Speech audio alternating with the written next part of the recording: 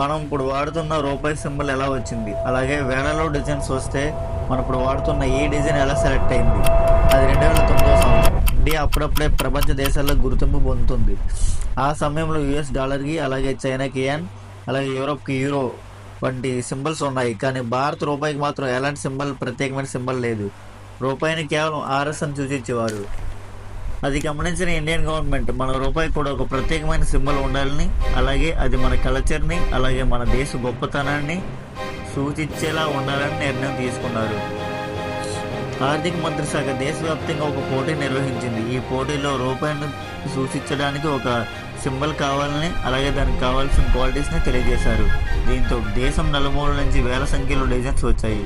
కొందరు సంస్కృతి అక్షరాల నుండి, అలాగే మరికొందరు మన భారతీయ కళల నుండి ఆలోచనలు తీసుకున్నారు. ప్రతి డిజైన్లోనూ మన సంస్కృతి, అలాగే మన కళలు తెలియజేసే విధంగా ఉన్నాయి.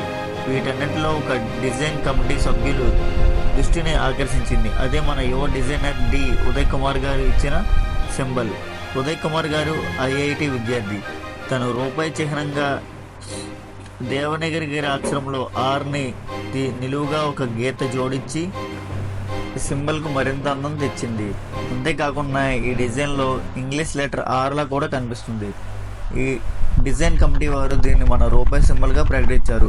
జూలై 15, 2010 భారత గవర్నమెంట్ దీన్ని అధికారికంగా రూపాయి సింబల్గా ఆమోదించింది.